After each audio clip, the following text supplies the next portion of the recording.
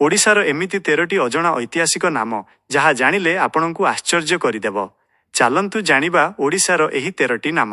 ଆରମ୍ଭ କରିବା ସବୁଠୁ ପ୍ରସିଦ୍ଧ ନାମରୁ। ନମ୍ବର 1 କଳିଙ୍ଗ, ଯାହା ରାଜକୁମାର କଳିଙ୍ଗଙ୍କ ନାମ ଅନୁସାରେ ନାମିତ ଏବଂ ଏହାର ଉଲ୍ଲେଖ ଆମ ମହାଭାରତ ଓ ପୁରାଣରେ ମଧ୍ୟ ଅଛି। ନମ୍ବର 2 ଉତ୍କଳ, ଆମ ଜାତୀୟ ସଙ୍ଗୀତରେ ଥିବା ଉତ୍କଳ ପ୍ରକୃତରେ କଳିଙ୍ଗର ଉତ୍ତର ଭାଗ ଥିଲା, ଯାହାକୁ ମହାଭାରତର ବୀରକର୍ଣ୍ଣ ଜୟ କରିଥିଲେ। ନମ୍ବର 3 ମହାକାନ୍ତାର, ଏହା ଏକ ରହସ୍ୟମୟ ନାମ।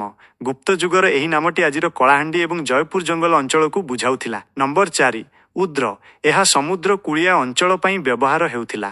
ଏହା ଓଡ଼ିଶାର ଏକ ପ୍ରାଚୀନ ଉପକୂଳବର୍ତ୍ତୀ ରାଜ୍ୟର ନାମ ଥିଲା। ନମ୍ବର 5 ଓଡ୍ର, ଓଡ୍ର ଜନଜାତିଙ୍କ ନାମ ଅନୁସାରେ ନାମିତ ଏହି ଅଞ୍ଚଳଟି କଳିଙ୍ଗ ଏବଂ ଦକ୍ଷିଣ କୋଶଳ ମଝିରେ ଥିଲା। ନମ୍ବର 6 ଓଡିଆନ୍, ଏହା ବୌଦ୍ଧ ଧର୍ମ ସହିତ ଜଡ଼ିତ।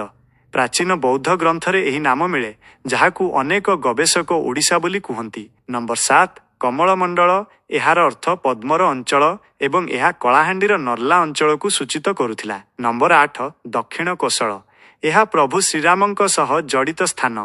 ପଶ୍ଚିମ ଓଡ଼ିଶା ଓ ଛତିଶଗଡ଼କୁ ନେଇ ଗଠିତ ଏହି ଅଞ୍ଚଳକୁ ଶ୍ରୀରାମଙ୍କ ପୁତ୍ର କୁଶ ଶାସନ କରୁଥିଲେ। ନମ୍ବର 9 କଙ୍ଗୋଦ, ଗଞ୍ଜାମରୁ ମିଳିଥିବା ଏକ ପ୍ରାଚୀନ ତାମ୍ର ଫଳକରୁ ଏହି ନାମ ବିଷୟରେ ଜଣାପଡ଼ିଥାଏ। ନମ୍ବର 10 ତ୍ରିକଳିଙ୍ଗ, ଏହା 3ଟି ରାଜ୍ୟର ମିଶ୍ରଣ।